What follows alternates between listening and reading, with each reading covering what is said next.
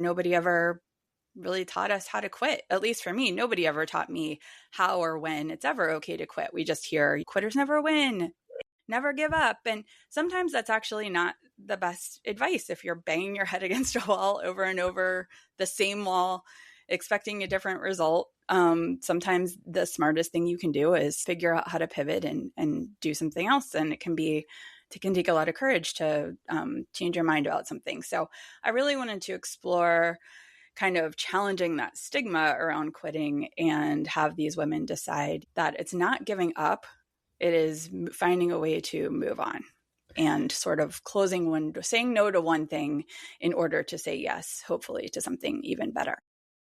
This is Story to Count with Jen Jumba. In conversations with writers, something magical happens, and as readers, we begin to see them as human beings and not just the name on the spine of a book. My hope is through these conversations, you learn about their craft and them as a person, and you'll become like me. Fiercely loyal, want to read their current book, entire backlist, any future book or any book they blurb. And when you see their name, you'll want to support them, not only as incredible storytellers, but also the thoughtful individuals you have come to know. I'm super excited because my guest today is Jessica Strasser. She's the editor-at-large at Writer's Digest, where she served as editorial director for nearly a decade and became known for her in-depth cover interviews with such luminaries as David Sedaris and Alice Walker. She's the USA Today best-selling author of 8 suspenseful book club novels, including Almost Missed You, a Barnes & Noble Best Fiction pick, Not That I Could Tell, a Book of the Month bestseller, A Million Reasons Why, and the next thing you know, a People magazine pick. The Last Caretaker, an Amazon editor's first read selection, and Catch You Later, which received a starred review from ALA's book list, were both instant USA Today bestsellers. And The Quitters Club, which just published in June, was an Amazon editor's pick for first reads and cracked the top 5 in the US Kindle bestseller charts. Congrats. Honored as the 2019 Writer in Residence at the Public Library of Cincinnati and Hamilton County, and 2 individual excellence awards, not 1, 2, 2024 and 2026 from the Ohio Arts Council. Jessica has written for the New York Times, Modern Love, Publishers Weekly, and other fine venues, and lives in Cincinnati with her husband and 2 children. She's a contributing editor for Career Authors, an active tall poppy writer, and she keynotes frequently at writing conferences, book fairs, festivals, book clubs, libraries, women's groups, and other events that are kind enough to invite her. I was lucky enough to meet Jessica a couple weeks ago at the Columbus Book Festival, which is amazing, and you should all go. She was on a panel, No Boys Allowed, which was standing room only and centered on the power and beauty of female friendships. So I'm super excited to have you here to talk about your latest book, The Quitters Club. Well, thank you so much. Thank you so much for having me, Jen. It was great to see you in person a couple of weeks ago. We'd met once or twice before that, right? I don't think in real life. Not in real life, just online? I think just online. I think you did some backroom events with Hank Philippi Ryan. So. Yes, she's a very good friend of mine. She's a fellow contributing editor on Career Authors. So, yeah, okay. She's fantastic. And then as a librarian, the fact that you write for Publishers Weekly, which we get all the new circulating journals in my department. And it's always like Kirkus, Publishers Weekly, Library Journal. My colleagues know when they're processing the magazines, like, get these to Jen first. Don't even put them on the shelf because they got to read and know what's happening. As a fellow magazine journalism major at OU, I appreciate your loyalty to the magazines that are left. Well, I'm very lucky. I manage the popular department. It's hard not to sing that. But we have roughly 270 circulating magazines, which is amazing. And then a lot of the small trade niche publications for research because we're a public library and research library. But there's nothing better than seeing those glossy magazines come in. It's not the same being able to read it online and kind of like tap versus flipping. No. So there's something, I don't know if you call them analog versus digital, but the beauty of magazines and newspapers and paper books. And such a big part of our lives growing up, not that long ago, because we're both so young, but the world is just changing very quickly. Very quickly. So speaking of changing and things very quickly, the Quitters Club. Talk a little bit about these college friends that get together and kind of the start of this journey of things changing for them. Sure. Yeah.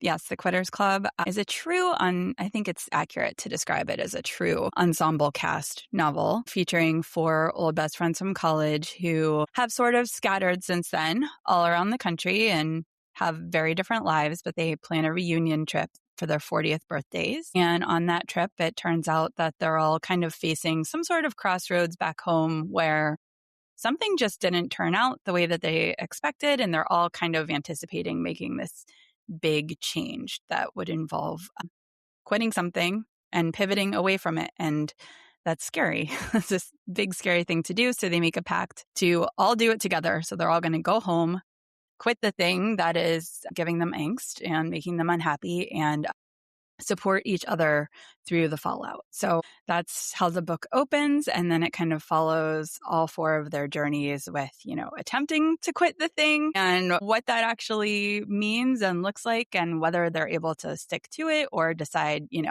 it's easier said than done. It's not what they want after all, but really kind of embracing the idea that I do think in real life, I tend to have my finger on the pulse of things that other women are talking about, things my friends are talking about. I visit a lot of book clubs and kind of noticed some common threads lately on, I think if you're just kind of tapped into the zeitgeist at all of what's in your algorithm on Instagram or Right. wherever, women are kind of fed up, I would Huh? say right now Right. over a number of things. And I noticed this common thread that a lot of times it is that they're contemplating a big change and really struggling with whether or not to make it. And I think there is something at the root of it where nobody ever really taught us how to quit. At least for me, nobody ever taught me how or when it's ever okay to quit. We just hear, quitters never win, never Exactly. give up. And sometimes that's actually not the best advice if you're banging your head against a wall over and over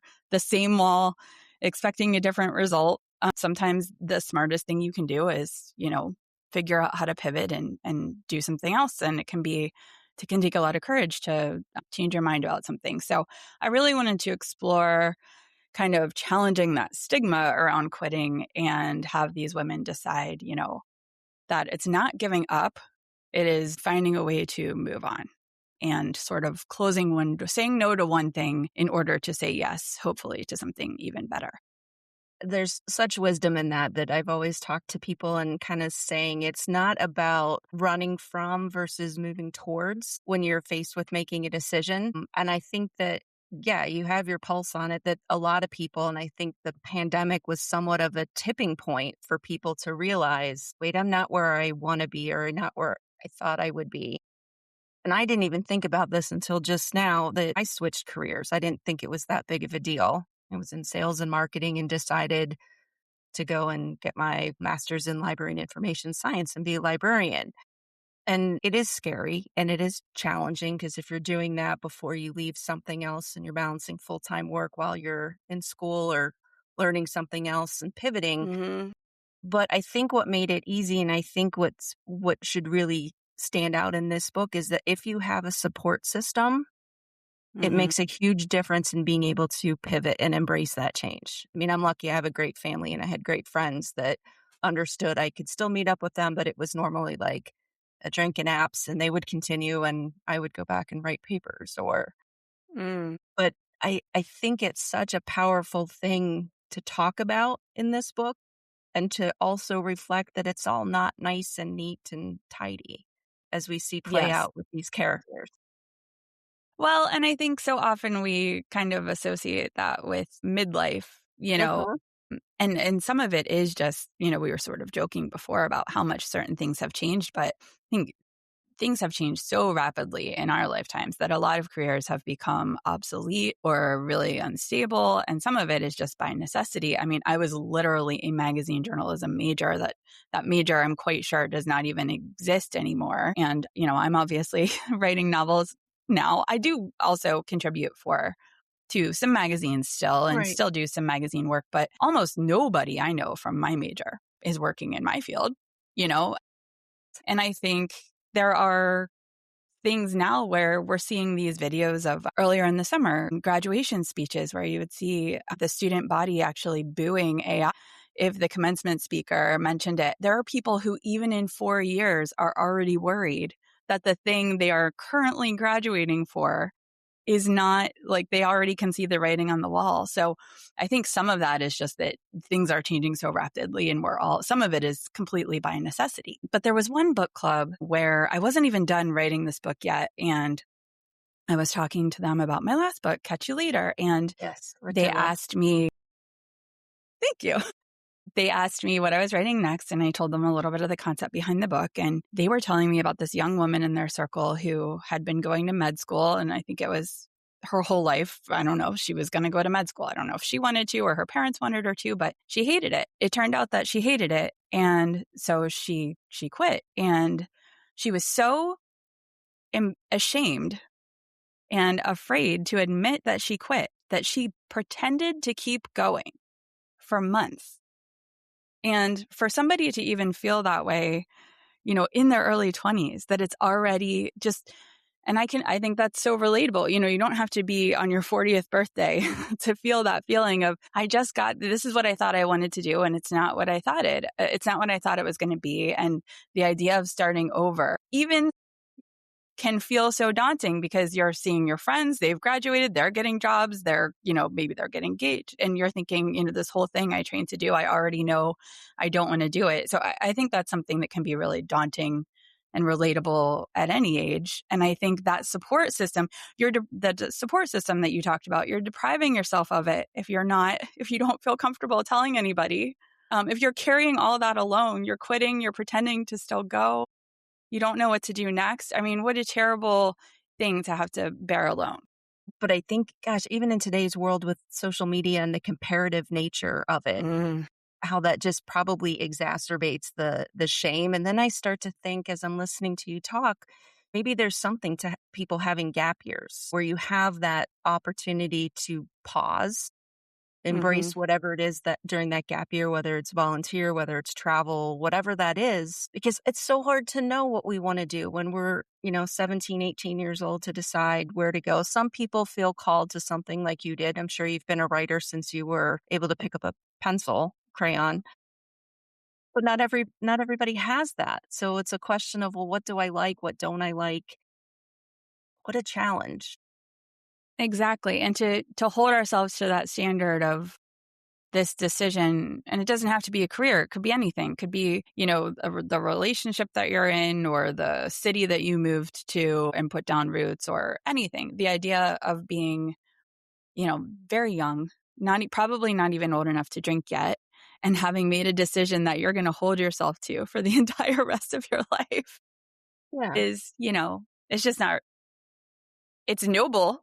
It's a noble effort, but I don't know that it's always, Healthy. practical. Yes. Yeah. Exactly.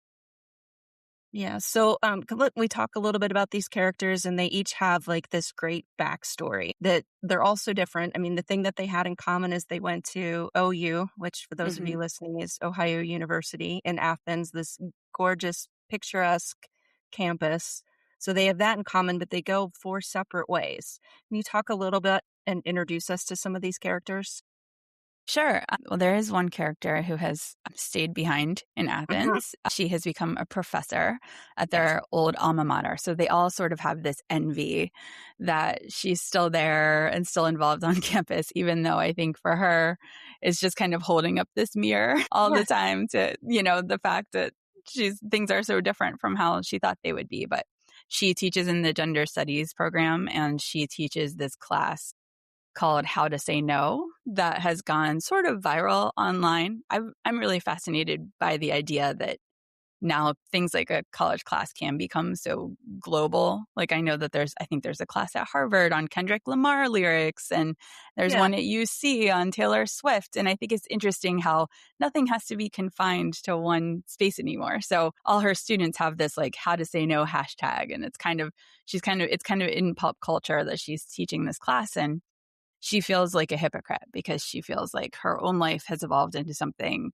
that she never said yes to. Her husband works in Columbus, so they live in the middle. They both have a super long commute to work every day, and her kids are in school in Athens, which made sense when she was dropping them off at preschool every day. But now that they're older and they have like activities and friends and all these things, her kids spend their whole day a full, hour and a half drive from their dad, who is not very involved in any of the activities at all. And a huge amount of the burden falls on their mom to hold everything together. And she just needs something about their situation needs to change. And her husband is not very open to it.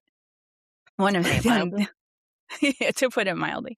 Yeah. One of the other women, Brooke, lives in Colorado, and she has got a great husband who was her college sweetheart. And they have been in this infertility journey where they have been trying to get pregnant forever, putting their whole lives on hold in pursuit of this thing. And it's just not working out. And she's just turned 40, and her last IVF cycle did not work. And the statistics are against her. And she's been very superstitious about not even wanting to envision her life what she will do if she cannot become a mom. But she does not really want to pursue these treatments anymore. And her husband, through something in his family, is just not open to adoption. And she's very understanding of that. So they have to decide if they quit these infertility treatments, what their lives might look like. And then, of course, we have the career is another big thing that people quit. And so we have Lucy, who is a writer who lives in Chicago, and she has been kind of this floundering novelist where she's got a lot of promise, but she's been writing these like little literary novels for small presses. And it's just, she is constantly trying to figure out how to make ends meet. And I think the stress of her career has started to outweigh the joy of writing. And then the fourth friend, Collins, has been widowed at a very young age. Her husband died in an accident, and she actually had the life that she wanted. And she feels like everything has been quit for her against her will. And she's having a really hard time dealing with the fallout. Her husband was an artist, and she is supposed to be in charge of his like artistic estate now. And she is constantly surrounded by reminders of everything that she lost. And it's been a couple of years, and she's just having a hard time getting her life going again. She feels like she does not belong in this pact necessarily, but her friends make a really strong argument that, she needs to quit hiding from the rest of the world in her house. She needs to quit being stuck in this cycle of grief and like let herself figure out what's going to be next for her. So they sort of talk her into coming along into the pact. And she really is the one who needs their help through it. She still has his clothes hanging in her closet, and none of them have really realized how stuck she has been until this trip that opens the book, where they all sort of confess to each other how much they really have been struggling. So that's my ensemble cast. No, it's a terrific cast. And the other thing, because it's an ensemble cast that you do a great job of, is telling the story from different points of view, which I think is a really great thing. It's one of my favorite things as a reader, to have multiple perspectives. They're experiencing the same thing at times, but seeing it through somebody else's eyes versus their own eyes, I think is really, it's enlightening, I think, as a reader, to realize the impact that we might have on other people. We see our situation and what we're doing, and then how somebody else might see us. Exactly. And we don't always know. I think it's also a good reminder that even if we feel close to somebody, and even if we do know them pretty well, we don't always know what someone else is really going through, Yeah, I think that was the other thing that came up, is thinking about the masks that we wear with people, and going back to the start of the conversation about wanting to change careers or pivot or do something different, and the possible shame that comes with that. It's the same thing when you are really vulnerable and open with people. Even though these are your dear friends, there's still that little bit of trepidation to be authentic and say, like, yeah, my late husband's clothes are still in the closet. And, so I think, I don't know, we're human beings, we're so incredibly complex and we're all so different, and we all respond to similar experiences so differently, that you're right. It's hard to know exactly what people are going through. Yes, but it's when they exactly. see her and they're in her space that they're able to have a better understanding of how they can step in and help. Yes, exactly. And I do think that that is just the nature of the pact that they make. It might sound almost childish to say, well, they made a pact. They're all going to do it together. But it's sort of like having an accountability partner in Right, something, and just somebody who, they kind of remind each other. They're not really, influencing each other too much, or they're trying not to, but they'll kind of remind each other, like, are you sure you want to do this? Or, this is what you said early on. So right. I do think it is, even when they're not physically together, and something happens in the book that they do end up all being together a bit more than they intend through the course of Right, the story. But just the idea of having people there who you can lean on throughout, I think, is part of what makes it doable for them. It's part of what makes them all willing to give it a try in the first place.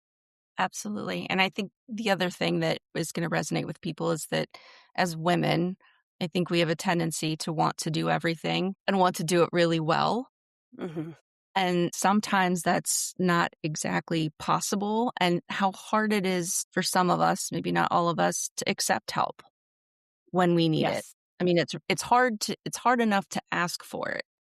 And then when somebody offers it, sometimes it's just as hard to accept that help. So I think there's a lesson, because if your friends want to help you, I mean, part of you feels good when you're going to help a friend because you're trying to ease something for them. So that, I think, comes up as well in terms of, can we let those people help us? Yes, exactly. I definitely think the book is really, a lot of my novels Mhm. lean a lot onto the dynamic of female friendship, particularly, and how important it can be. But yeah, that Columbus Book Festival panel that was called No Boys Allowed. I did not name that panel, by the Neither way. did I. Yeah. But there were actually some men there, Right. some very brave men in the room. But yeah, it was interesting how it was a theme that had appeared in all of the novels that were featured there. And like you said, it was standing room only. It was Mhm. people, I think that that's something that gets discounted a little bit when you look at what makes a fulfilled and full life. People talk about like your family and your commitments and your career, but I do think friends, that is not just for kids, it is really important for Right. adults as well. I agree. And especially post college, because I heard somebody describe it as like almost like a diaspora after college, that as you're growing up, you're with the same people all day, like 8 hours Hmm. in school, and you're in classes with them and the lunchroom with them. And if you do stuff extracurricular, sports or the arts or whatever, you're with them all the time. And that goes through like 12 years of school. And then you go to college and then you're living with people. You're a couple steps down the hall from somebody, and then college comes, graduation comes, and everybody kind of scatters. And how hard it is to maintain those friendships that were so vital to you growing up, even if you're not in the same physical space anymore. Yes, So, exactly. And not that they have to be female friendships, but I do think that there is something about that where, as you said earlier, there is a lot of pressure on women to kind of do it all mhm, and have it all. And I feel like I remember more when I was younger, actual debates going on. Like, can you have it all? yes, Can you have a successful career and be 100% committed to your family? Can you? And at some point we stopped asking those questions and everyone just assumes that you can't, and right. that I is, think those were all magazine articles. So, like, a nod to that generation of articles. With that's how we didn't have social media back in the day and blogs and the internet. So that's how you reached people and told compelling stories to inspire the conversations. Can you do it all? And to your yeah, point, yeah, I think we just kind of were like, well, I guess nobody's going to let us say no, so we I might as guess we well. can, and we want it all, and sure, we can do anything, we can do, but there are still a lot of, like it or not, traditional gender roles and things like that placed on women, especially if you're a parent. Hmm.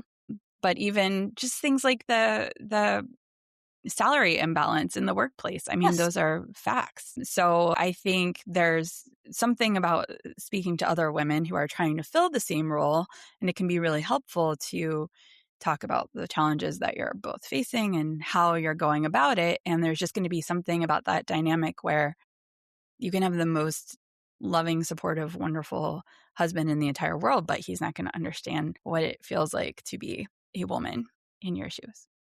No, for sure. And the fact that so much so that it's such an important topic that there are college courses and majors and disciplines in gender studies to try to understand that better, to figure out how do we fix that, adapt that, change that, to the point where Marie's class, how to say no. And I think there's at one point in the book where somebody says, like, well, how do you say no? Like, there needs to be a whole class for that. Can't you just say no? It's like, step in my shoes. Yeah, it's not possible, right? So No is a complete sentence, they I think, say, yeah, but I wrote that. Wasn't in one of the notes I took. And then Marie at one point says, saying no is a balancing act. Once we've established parameters for drawing boundaries, we can acknowledge we don't want to be pressured into things, but we do want to be nice, and both can be true. I don't know why we think it's mutually exclusive to say no comes with being mean.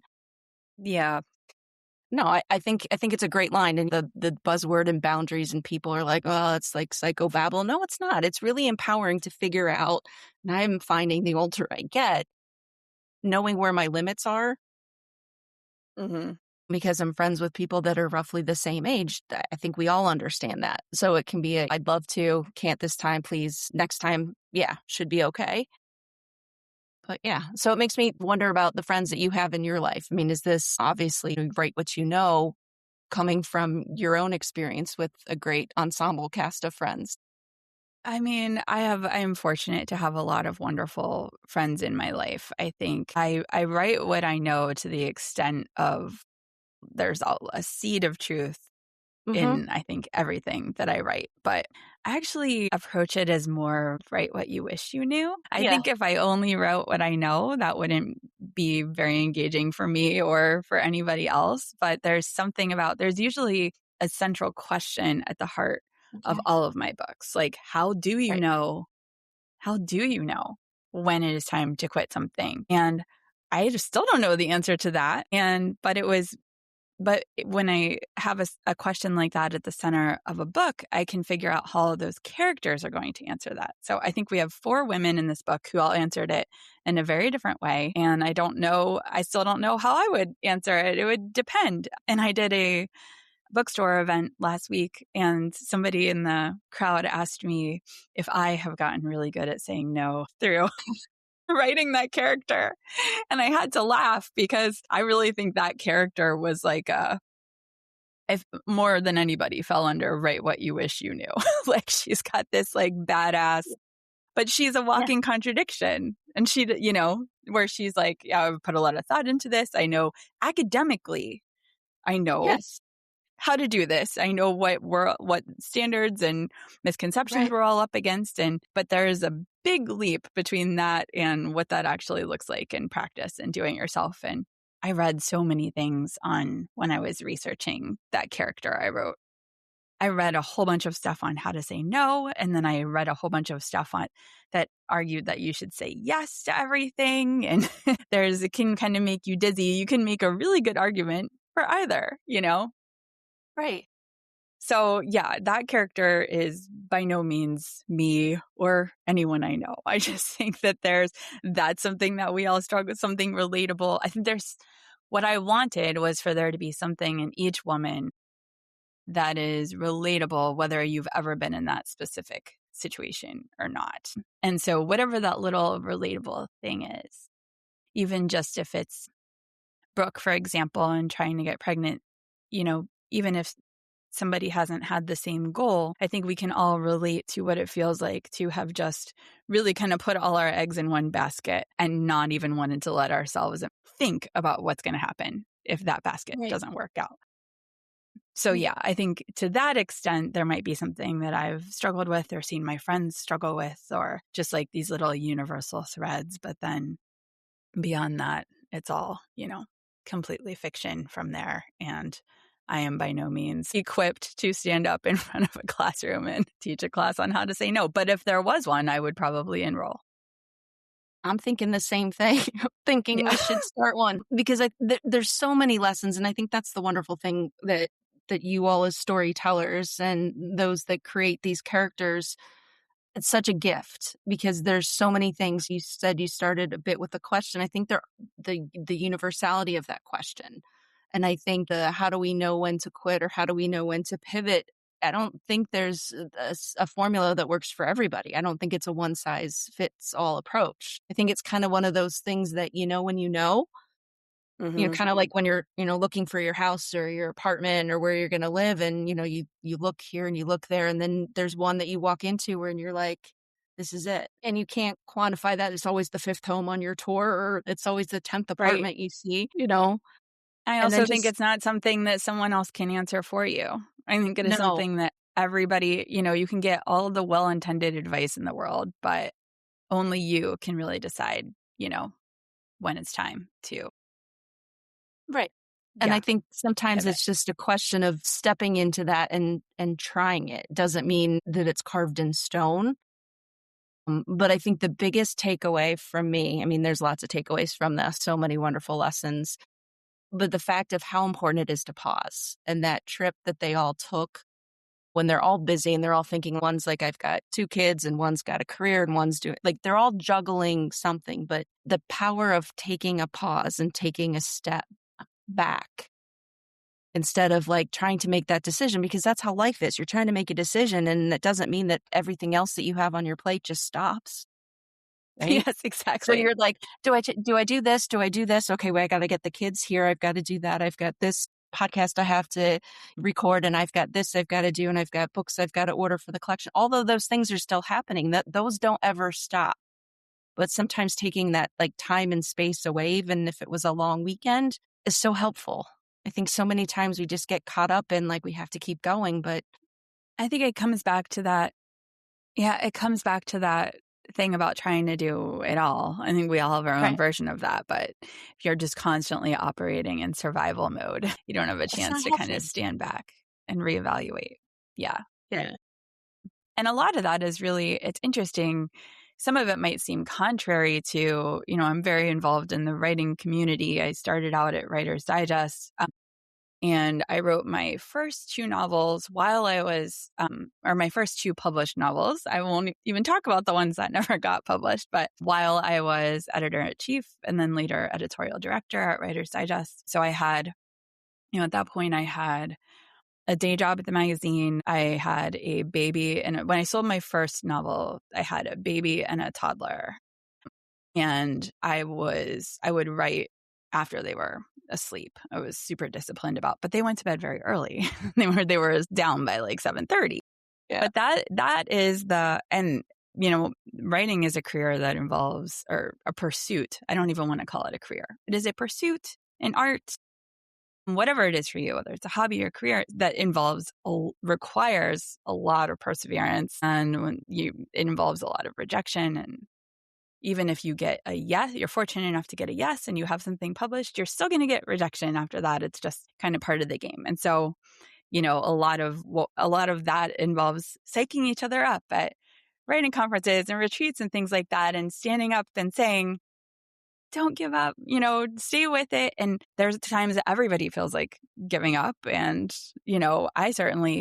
I'm glad that I have not yet. I have I stayed am with it. certainly very glad you have not, and everybody listening and all your readers are saying, "So glad you didn't give up."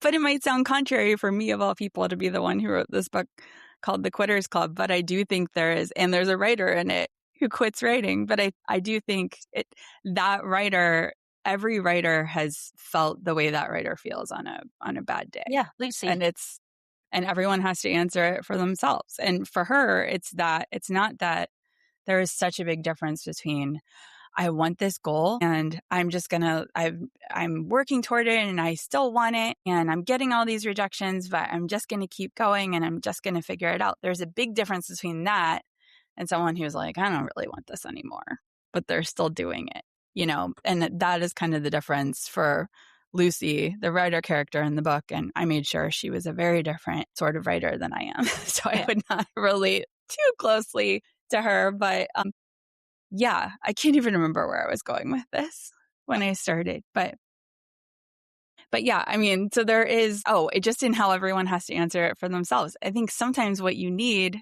this is where I was going with it. Yes. Sometimes what you need is a break, you know? Yes. And one of the things that I tell writers is to create a reward system for their rejections. So when they get a rejection, well, you automatically get that night off of writing, or you get a glass of wine, or you get a really good piece of chocolate, or whatever you've decided for yourself. Go ahead and give yourself the reward. You're one no closer to your yes, and give yourself a day away from it if you need it. Reward yourself, and then keep going. And I think if we never build in those little pauses to just, it's okay to feel your feelings about this, like take a day, we don't always have to let everything bounce off and pretend like everything is fine. I think that can be the key to staying with it in the long run, is to give yourself those little breaks along the way. And I think that translates to many, many, many areas of life. And I think part of what these characters in the book, some of them maybe just need a break. You'll have to read it to find out, but yeah. Absolutely. Yeah. No, I think that's something. And then you're also changing like a little bit of that brain chemistry and association, because now you're not associating the rejection letter necessarily with, oh my gosh, I'm never going to be a writer, or I'm never going to get into this school, or I'm never going to do this. It's okay. And but that means I can have a cup of ice cream, or that means I can have a glass of wine, or that means I can, I don't know, whatever that reward, you're associating it with something different, which I think is helpful. Find something positive in it. And, at the end of the day, do you still, don't let that get you down. But at the end of the day, if this is still what you want, then let's pick ourselves back up and try again. And and it's also making sure you have that support system in place. I mean, you all as a writing community, it's a really beautiful thing to see from the outside. Makes me want to write something just so I can be part of it. But how helpful and supportive and kind you are, that you're fine being on panels, because coming from a corporate world before library science, it was, you don't want anybody else. If you're on a panel, then you're competing with them. Then they might buy that person's book and not yours. But it's not like that. It is the kindest place. I mean, that Columbus Book Festival was like Disneyland for readers. It was rather epic. And I think like, well, maybe they have like big brother, big sisters, or sponsors in the writing community that they go to when they're just starting, and somebody else who's been established and gone through the process of rejections until they got where they are. Because it's such a solitary pursuit. At the same time, you're sitting by yourself, creating these beautiful characters, these wonderful worlds, posing really great questions. It's going to be tough.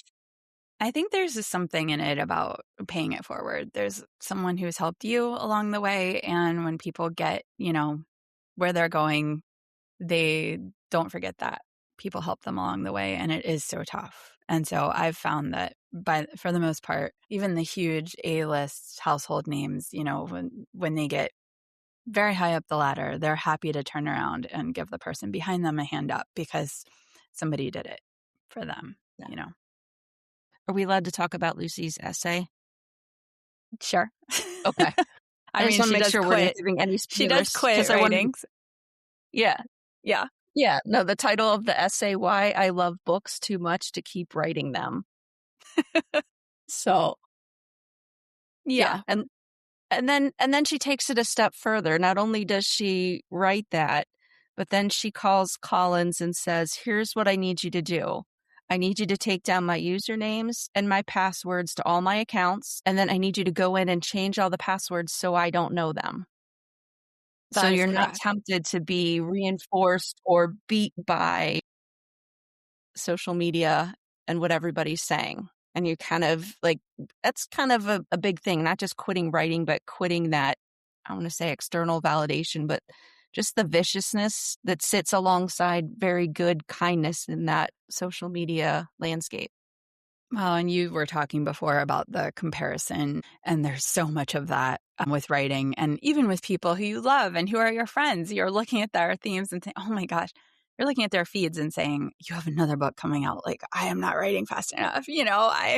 And comparison is the thief of joy, as they say. I think it was Roosevelt who said that. But yeah, so she quits. She does not trust herself to quit quietly. She doesn't trust herself to have to keep saying no. over and over and over again. Some of the advice that Marie gives her, the professor gives her, is that it can be easier to say don't instead of no. So not, no, I can't come to your book club, but I'm sorry, I don't do book clubs anymore. I don't do that anymore. And so Lucy kind of internalizes that and decides she's going to write this essay declaring that she's quitting writing. And she's not even saying she doesn't want to be a writer anymore. She's saying she doesn't want to do it for a living anymore. I used to love this. It is stressing me out too much trying to make ends meet and frame everything I do on this external validation for everyone else. And I'm going to go back to college and I'm going to learn to do something else. I'm going to get some totally different marketable skills. She publishes it on her own website. She makes an argument to her friend that she's like, look, I'm firing myself. I'm fired. And when you're fired, you do not get to keep the keys to the building. You have to turn in your computer and you have to turn in your keys and you do not get access anymore. And so she forces her friends to hold her accountable because she does not trust herself to one night in a moment of weakness, just log on just to see how many people have read her latest post and if she's got any new comments. And because being a writer is not just about writing books and putting them out in the world. It's about, you have to have a presence on social media and you have to maintain your own website and you're your own PR person and marketer and all that stuff. Even if you have other people doing it for you, you're still fulfilling those roles on your own. And so Lucy's very practical about it and saying, I need to stop all aspects of this. I am not looking at this anymore. I'm going to get sucked back in. There's another writer posted about it and said that she was reading through those scenes with her heart pounding like it was an action movie. Whoa, she actually did it.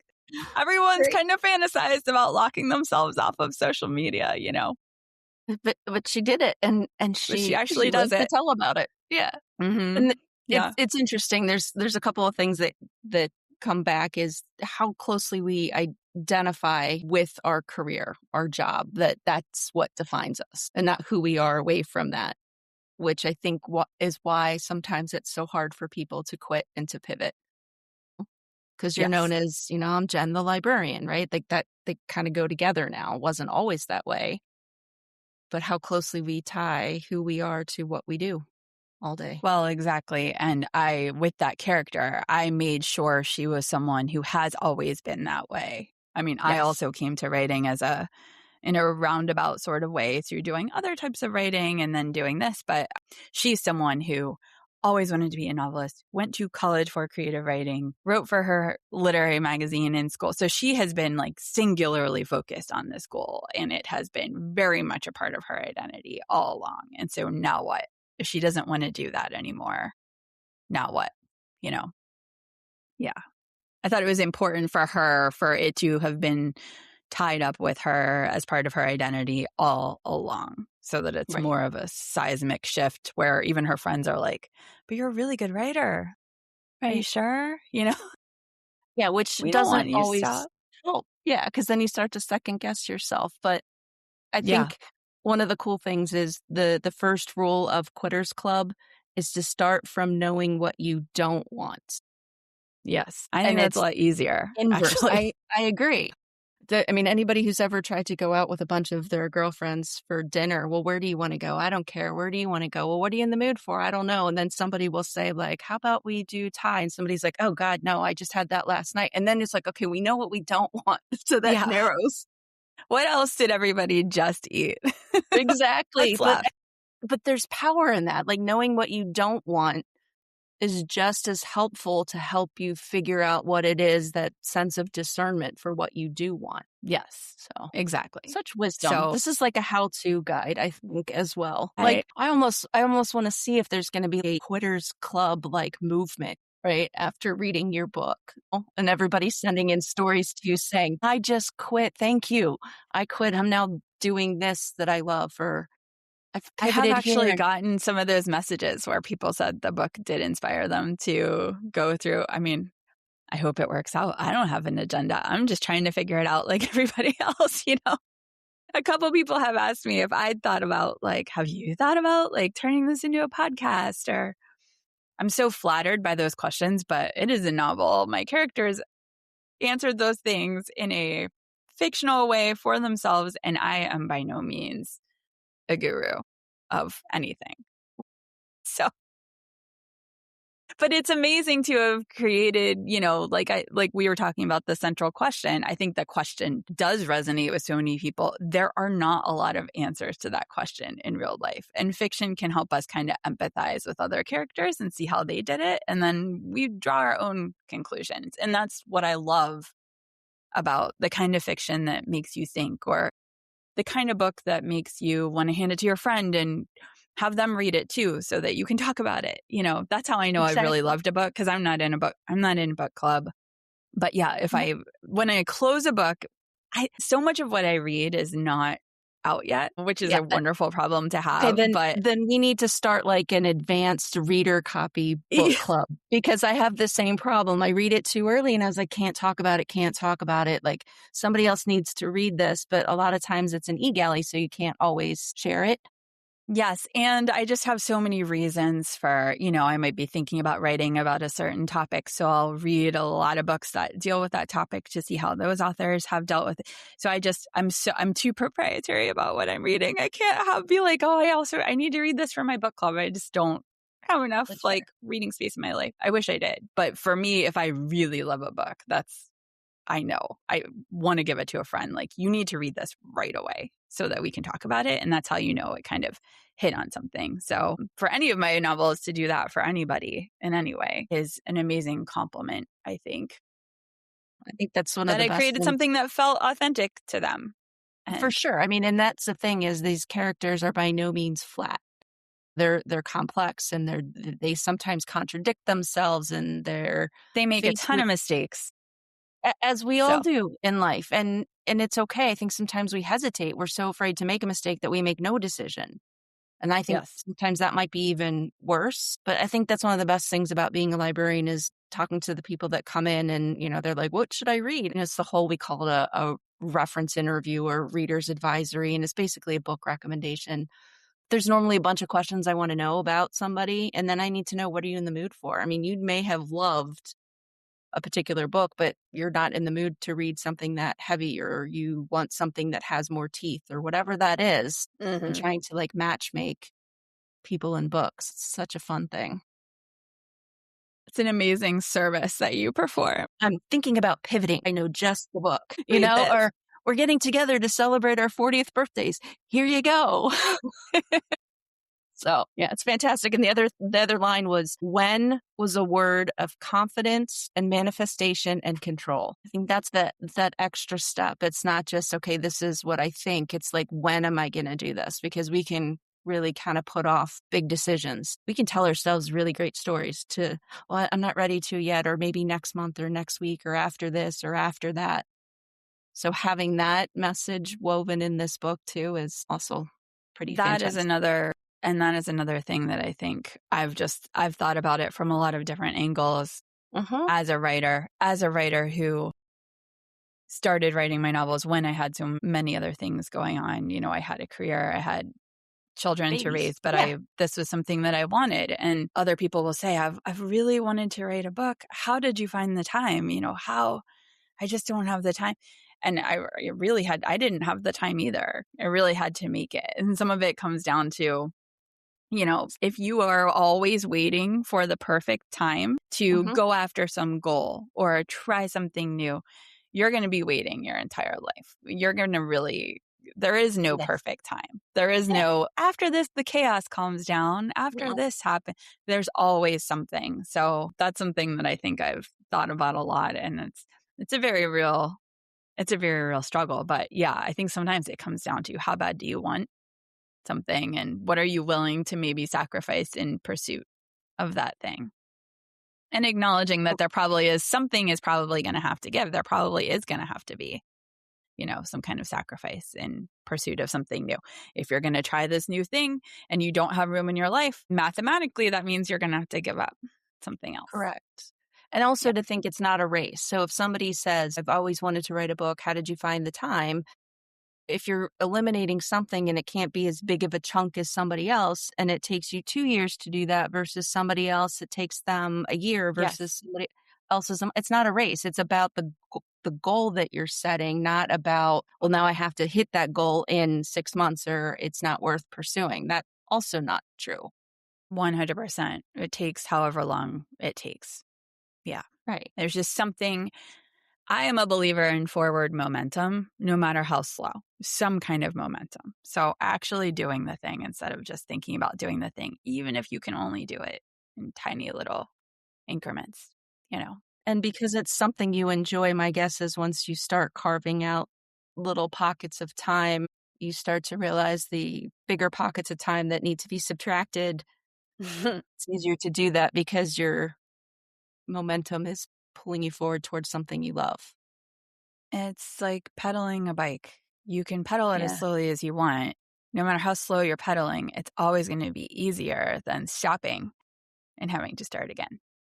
Yeah. Yeah. One other thing before we start to wrap up, favorite scene, I have to tell you, was Brooke and Connor kicking the soccer ball against the side of the house and screaming a word before they did it. Former soccer players, so absolutely loved it. Just an expression of whatever that word was and frustration, and then kicking the ball as hard as they could. I thought that was one of my favorite scenes in the book. There were many, but that Thank one I loved. you. Yeah. Nobody else has ever mentioned that one to me. I No. appreciate it. Yeah. No, because I think it's also very therapeutic to scream something and then kick something, but I'm just saying, And so a really important moment for Brooke to yes. have a chance to, I think, just kind of symbolic. Again, maybe you can't Mhm, relate to her exact situation, but like to open yourself up to the thing that you have been denying yourself. She hasn't really hung out with any of her friends. She hasn't spent a lot of time with any of her friends' kids because she wants kids so bad that it is painful for her to do. And knowing that having this kind of bonding moment with him and mhm, relating to him on that level and mhm. finding a way to do it where maybe she's still feeling some pain, but they're relating. They're having frustration over different things and they're doing it together and letting herself kind of let him in and open herself up to the thing that she's been kind of scared to face is really cool. Yeah. Yeah.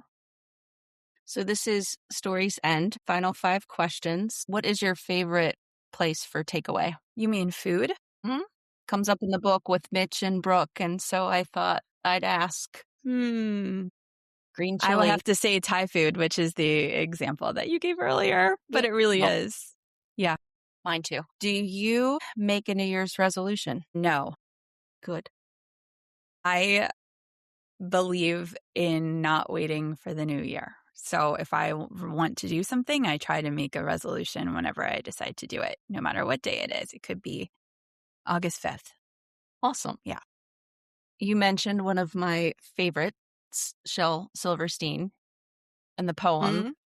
Do you have a The favorite Shel Silverstein poem? Where the Sidewalk Ends. So the one that Jen is talking about that I mentioned in the book was the bagpipe who never said no. Marie uses it in her class. I have inadvertently memorized the I'm being eaten by a boa constrictor poem. So that is the one that pops into my head. I don't know if I actually had to memorize it for something in Yeah, elementary school. I I have did. no idea. I've lost the root of why I know this poem by heart. Like if I just liked it. But yeah, I'm not going to because there's probably a copyright issue, but I could recite the entire thing right now. So that's Yeah. the one that always pops into my head. I had to memorize one for school, so when you brought that up, I was like, mine was the "I cannot go to school today," said little Peggy Ann McKay. Yeah. Yeah. It's the cadence it's just so fun. What is a book you think everybody should read besides yours? Hmm. I have a hard time with those questions because I don't necessarily think there is a book everyone should read. I really, really love Life After Life by Kate Atkinson. It's a book about being able to do life over until you get it right, basically, and whether getting it right at all is a myth or Yeah, not. it's fantastic. A departure from her Jackson Brodie series, which I love. So I was Yes. totally, wow, like, when I read it, just a completely different expectation. So, yeah, Yes. beautifully written. Last question, what song is always on your road trip playlist? What song is always on my road trip playlist? Wildfire by John Mayer. Very cool. Do you listen to his XM channel by any chance? I find it fascinating. I don't have Sirius right now, but when I do have it, I have gotten it just to listen to his channel That's from what from mine is time to always time. set on, because I think he's such a great storyteller and intro to the music, and he's very funny as well. So yes, he is definitely like a writer's writer. He's a writer's songwriter, I guess I should say. He has a lot of insights into the craft that relate to storytelling in all forms, I think. And he also has a song that I teach in one of my writing classes called Walt Grace's Submarine Test. And that song has been optioned for a movie. And so No the way. example that I give is like, this is how powerful a form of flash fiction can be in any format, that this has been optioned for a film. And I had it's a no song. idea. See, all the stuff I learn Yeah. every day. That's fantastic. I want to say thank you to those of you who are listening, and even bigger thank you to Jessica Strasser, whose latest book, The Quitters Club, is available wherever books are sold. If you're looking for a book about 4 college friends who get together to celebrate their 40th birthday and decide to create a pact, The Quitters Club is the book for you. If you're looking for a book about what it means to pivot in your life and find a renewed sense of purpose and belonging, The Quitters Club is the book for you. If you're looking for a book about the bonds of longtime friends, those ride or die ones, and celebrate the power of female friendship, The Quitters Club is the book for you. To find out who else will be joining me in conversation, go to storiedaccount.com. This is Storied Account with Jen Jumba. Thanks for having me, Jen.